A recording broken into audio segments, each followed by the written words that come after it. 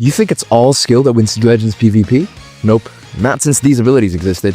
Hey, Grimmy here, and taking into account the addition of a certain character from the 7th anniversary, let's talk about the abilities that turn Legends from a skill-based fighting game into a competition of who has the newest or most toxic characters. Before we go too deep into that though, we need to talk about healthy versus toxic mechanics. I think in between a lot of the game's broken mechanics are the actually fair mechanics.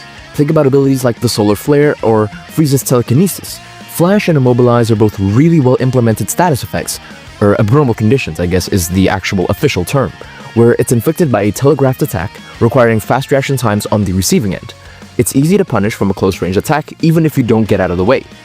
Overall, a green card with these effects, like with LF Kaika and Goku for example, are really well designed. It encourages counterplay, decision making, and interaction between the players on both sides. I think any mechanic that has zero counterplay locks players out of some of the decisions they can make and or makes the fight a standstill or too much of a one-sided punching competition without any skill requirement is fair to consider as broken. And with that, let's jump into one that always comes back.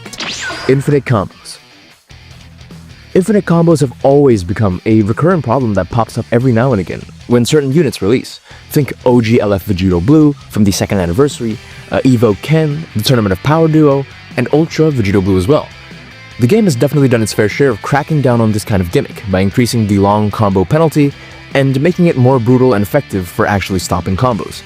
Still, long combos are destructive, especially when paired with cover null that lasts forever, or even worse, easily accessible lock-in against the enemy, be it with no switching or subcounts. You can see that in units like LF Super Saiyan 4 Daima Goku and even LF Super 17 on his release. Infinite combos ruin Legends because you get hit once and you have to pray that the unit getting hit has some way of disrupting combos themselves, independently. Otherwise, there's nothing you can really do. You got PV'd, guess you just lost the unit. It really does become a one-sided punching competition for these characters, and this hits harder for the players who are a little behind the meta when it comes to their setup. But now let's talk about a toxic mechanic that can hit you without ever touching you. Paralyze. Paralyze, I'd actually argue, is one of the worst offenders on the list. Obviously popularized by Daima, but even a character like Tien and Chatsu can still deal it out. Why does it ruin the game? I think it's pretty self-explanatory. Once you're hit with it, there's literally nothing you could do, nothing you could really do, to stop yourself from getting frozen randomly. That in itself also becomes a problem because you can't even time it when it'll take effects against you. The only real tactic you have is if the unit you're using is naturally immune to paralyze, or they can cancel or nullify abnormal conditions. The thing is, not every unit can do that. And even if they can, it's sometimes attached to an arts card which obviously won't activate every time if the unit was paralyzed before that. There's a chance of being frozen before you activate the card. The worst part, some characters can inflict paralyze without ever touching the enemy. And you think that's as toxic as PvP can get? I wish. Auto Evasion.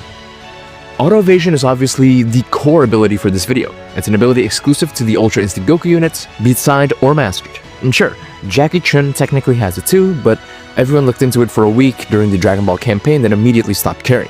With Jackie Chun, it's actually a bit more fair, because the number of possible activations is tied to green card activations, so you can always think ahead and attack when you know Jackie Chun doesn't have any ready. The Ultra Instinct version is a much worse contender though. All you have to do is stand still. And sure, the evasion unique gauge depletes over time, but it takes literally forever for it to really have an effect in the moment of the fight. OG LF MUI Goku is probably the most balanced version as its gauge depletion is much faster, but it's rewarded with damage to the enemy if the evasion activates. Compare this to the most toxic version of this ability's implementation in 7th anniversary transforming MUI Goku. His gauge depletion is slow, but it deals more counter damage than his predecessor. And I just think it's unfair to base that just around the fact that there's a 3-year age difference between the two units. If you want to deal damage with your evasion, at least make it more difficult to activate or have a significant downside or drawback to it. Auto evasion ruins Legends because it promotes passive play. It requires patience to be effective, sure, I'll give it that. But there's no way for the average units, actually no, even the latest units, even Goku himself, to stop it from activating other than by just letting the gauge run out, limiting player interaction and contact within the match with practically zero drawbacks, often reducing matches to 2 dudes or dudettes standing still. Do you think preventing combos before they happen for completely free is the worst? Trust me, that isn't the half of it. Auto counters or combo break. Combo breaks are one of the more common offenders on this list actually. They always find a way to fit themselves into the newest unit's kit. You have characters who can evade mid-combo against strikes, and even charging forward special moves. or counter against blasts, or counter with blasts and ranged special moves included, or strikes with charging forward special moves included, or against just everything. I'll definitely give those kinds of combo breaks the spotlight here. Compared to units like Ultra Gohan Beast or LF Goku and Frieza, the previously mentioned combo breaks trigger way more frequently and are available for far more situations. It's less of a clutch and more of a crutch.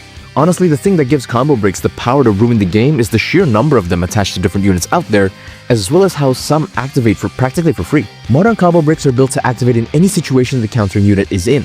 Similar to auto evasions, combo breaks reward players for doing nothing.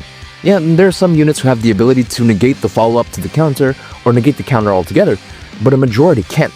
How is it that the only way you can stop auto counters from being effective is by owning certain units and then bringing them into the fight? And you'd be surprised to find that a manual counter can actually be worse than this. Counter special move. This is a rare and often forgotten pick. Special moves with a counter don't pop up all that often, but they're a top contender when it comes to ruining the game. If you pop it after the enemy does something, it hits for even more damage, and it still hits pretty damn hard even if the counter doesn't activate. We've seen this with OG LF Namek Goku and how he literally changed the way backfloating worked. We've seen it again with Ultra Super Saiyan 2 Gohan, who, in this sense, is kind of a spiritual successor to Namek Goku. Counter special moves ruin the game because they promote passive play big time. You're rewarded for moving after your opponent does, but you're not punished if it hits without the counter. Opposite to that perspective, if you're on the receiving end of this, you're punished for doing basically anything, and you're only rewarded if you choose the one possible action you have, which is to dodge. With the constant risk existing of just that card being in the enemy's hand, both players have less and less reason to actually do anything first. I thought Legends was a fighting game, but with abilities like this, there's less action on the screen than a cookie clicker game. Conclusion. These mechanics extend matches, reduce player interaction, and lower the skill ceiling. If your unit's design matters more than your decisions in the fight, the sport of the game effectively dies. Moving forward, the game needs to focus on punishing passive play for the units who can abuse it. A time-based auto-counter unique gauge that has a slightly slower and slower charge after each activation shouldn't be a nerf tied to one specific unit, but a game-wide mechanic change to discourage easy outs from enemy combos. The effects of Paralyze needs to be rhythmic, not random. There are so many ways for the devs to better balance units who carry broken abilities to bring Legends back to its fighting game roots. What's a game if it plays itself? Also, remove Perfect Vanish.